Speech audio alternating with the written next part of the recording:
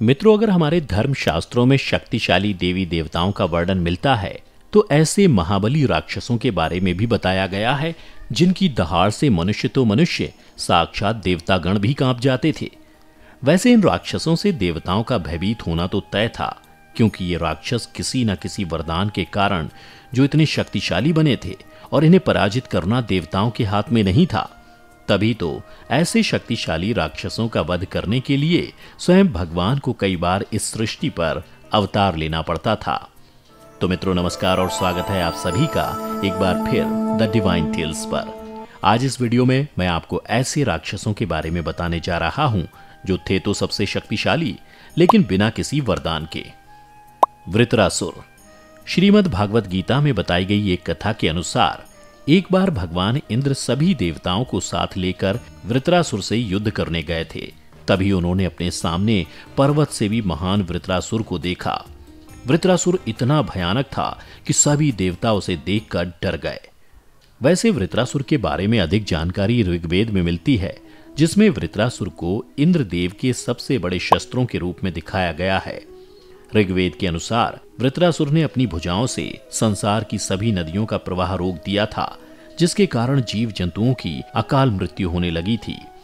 ऋग्वेद में यह भी बताया गया है कि वृत्रासुर बिना किसी वरदान के ही इतना शक्तिशाली था और अंत में उसका वध इंद्रदेव ने वज्र के प्रहार से किया था। कुंभकर्ण।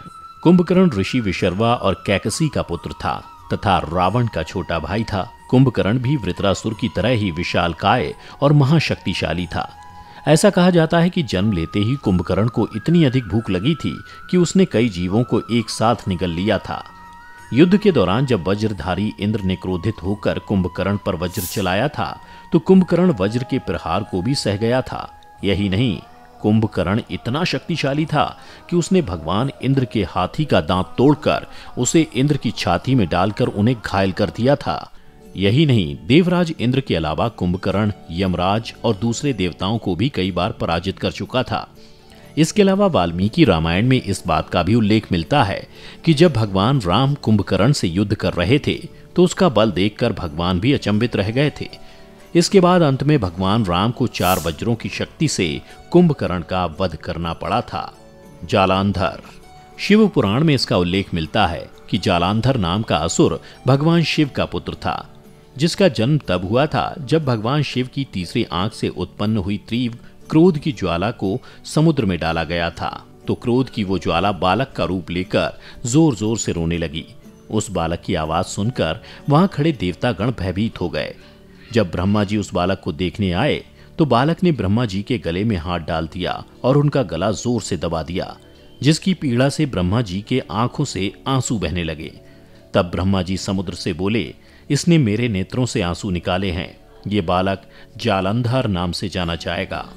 वहीं उत्पन्न होते ही युवा हो जाने के कारण ये बालक महाशक्तिशाली योद्धा बनेगा और ये बालक युद्ध में सदैव विजयी होगा। इस बालक का संहार केवल त्रिलोकीनाथ भगवान शिव के द्वारा ही हो सकेगा।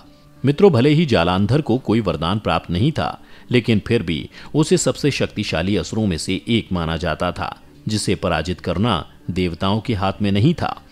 जालांधर इतना शक्तिशाली था कि एक बार भगवान विष्णु द्वारा कौमोद की गदा चलाने पर भी जालांधर को कुछ नहीं हुआ था। जालांधर ने न सिर्फ देवलोक पर कब्जा कर लिया था, बल्कि उसने भगवान शिव के कैलाश पर भी हमला किया। ऐसा करने पर जालांधर और भगवान शिव के बीच भीषण युद्ध हुआ और अंत में जालांधर अपने पिता अर्थात भगवान शिव के हाथों ही मारा गया। मधु और कैटभ। पौराणिक मान्यता की माने तो भगवान श्री हरि बीते लंबे समय से बीच समुद्र में शेषनाग पर शयन कर रहे थे। इसी दौरान उनके कान के मैल से महापराक्रमी राक्षस मधु और कैटभ उत्पन्न हुए, जिसके बाद ब्रह्मा जी ने उन्हें ऐसा कहा कि तुमसे सिर्फ श्री हरि ही युद्ध कर सकते हैं। ऐसा सुनकर मधु और कैटभ भगवान विष्णु को युद्ध के लिए ललकारने लगे। ललकार सुन भगवान विष्णु राक्षसों से युद्ध करने लगे। उनके बीच करीब 5000 साल तक युद्ध चला, लेकिन कोई भी परिणाम नहीं निकला। आखिरकार भगवान ने रहस्यपूर्ण शब्दों में भगवती की स्तुति की। भगवती ने प्रसन्न होकर कहा कि विष्णु, तुम देवताओं के स्वामी हो, मैं इन दैत्यों को माया से मोहित कर दूंगी, तब तुम इन्हें मार डालना।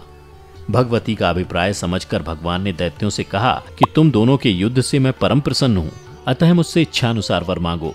दैत्य भगवती की माया से मोहित हो चुके थे। उन्होंने कहा कि विष्णु, हम याचक नहीं हैं, दाता हैं। तुम्हें जो मांगना हो हमसे प्रार्थना करो, हम देने के लिए तैयार हैं।